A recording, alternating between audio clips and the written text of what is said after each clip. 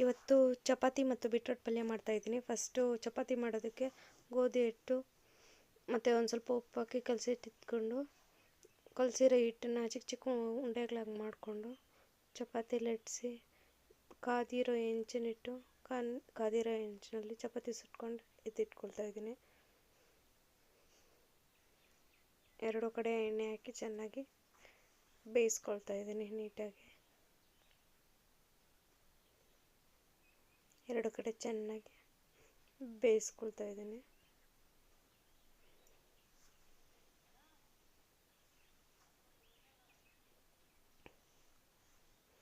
ಎರಡು ಕಡೆ ಚೆನ್ನಾಗಿ ಬೇಯಿಸಿ ಎತ್ತಿಟ್ಕೊಂಡ್ರೆ ಚಪಾತಿ ಮಾಡಿ ಮುಗಿಸಿದ್ದಾಯಿತು. ಮೆತ್ತಗಿರೋ ಚಪಾತಿ ರೆಡಿ ಆಯಿತು.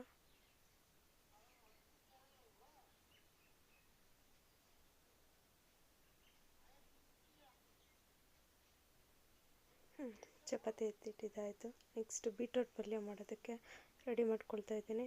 ಮಿಕ್ಸಿ ಜಾರಿಗೆ ಕೊಬ್ಬರಿ, ಶುಂಠಿ ಮತ್ತು ಒಗ್ಗರಣೆಗೆ ಈರುಳ್ಳಿ, ಕೊತ್ತಂಬರಿ ಸೊಪ್ಪು, ಮೆಣಸಿನ್ಕಾಯಿ, ಬೀಟ್ರೋಟನ್ನು ಚಿಕ್ಕ ಚಿಕ್ಕದಾಗಿ ಕಟ್ ಮಾಡಿಕೊಂಡು ಇಟ್ಟಿದ್ದೀನಿ. ಕುಕ್ಕರ್ಗೆ ಬೀಟ್ರೋಟ್ ಹಾಕಿ ಒಂದು ಸ್ವಲ್ಪ ಉಪ್ಪು, ನೀರು ಒಂದು ಸ್ವಲ್ಪ ಹಾಕಿ ಒಂದು 2 ವಿಷಿಲ್ ಬರೋ ಗಂಟ ಬೇಯಿಸ್ಕೊಳ್ತೀನಿ. 2 ವಿಷಿಲ್ ಬಂದಿದ್ದಾದಮೇಲೆ ಒಂದು ಸ್ವಲ್ಪ ಅದು ಬಿಸಿ ಆರೋದಕ್ಕೆ ಬಿಡಬೇಕು. ಒಂದು ಸ್ವಲ್ಪ ಬಿಸಿ ಆರಿದ್ಮೇಲೆ ಒಂದು ಬಾಣಲೆ ಇಟ್ಕೊಂಡು ಬಾಣಲೆ ಬಿಸಿ ಆದಮೇಲೆ ಎಣ್ಣೆ ಹಾಕ್ಕೊಂಡು ಸಾಸಿವೆ, ಕಡಲೆಬೇಳೆ, ಉದ್ದಿನಬೇಳೆ ಒಂದು ಸ್ವಲ್ಪ ಹಾಕ್ಕೊಂಡು ಕಡಲೆಬೇಳೆ, ಉದ್ದಿನಬೇಳೆ ಕೆಂಪಗಾಗಬೇಕು, ಸಾಸಿವೆ ಎಲ್ಲ ಸಿಡಿಬೇಕು.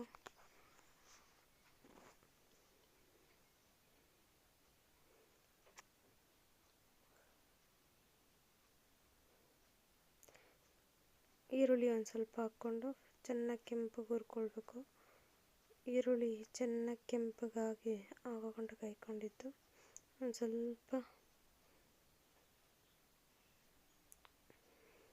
ಕೆಂಪಗಾಗಬೇಕು. ಅದು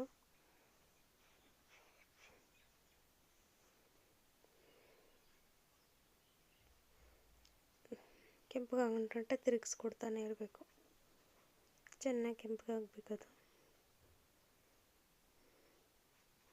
ಈರುಳ್ಳಿ ಕಲರ್ ಚೇಂಜ್ ಆಗಬೇಕು.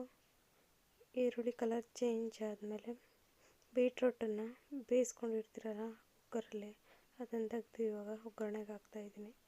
ನೀರು ಸಮೇತನೇ ಹಾಕ್ತಾಯಿದ್ದೀನಿ. ನೀರೇನು ತೆಗಿತಾ ಇಲ್ಲ, ನೀರು ಸಮೇತನೇ ಹಾಕಿ ನೀರನ್ನು ಫುಲ್ಲು ಇವಾಗ ಡ್ರೈ ಮಾಡ್ತೀನಿ. ಒಂದು ಸ್ವಲ್ಪ ಕೊತ್ತಂಬರಿ ಸೊಪ್ಪು,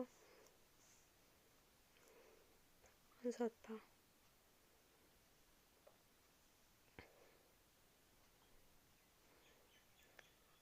ಖಾರದ ಪುಡಿ, ಗರಂ ಮಸಾಲ ಒಂದು ಸ್ವಲ್ಪ ಹಾಕಿ ಚೆನ್ನಾಗಿ ಈಗ ನೀರೆಲ್ಲ ಡ್ರೈ ಆಗೋವಾಗೆ ಪಲ್ಯಕ್ಕೆ ಫುಲ್ಲು ನೀಟಾಗಿ ಕುದಿಸ್ಬೇಕು.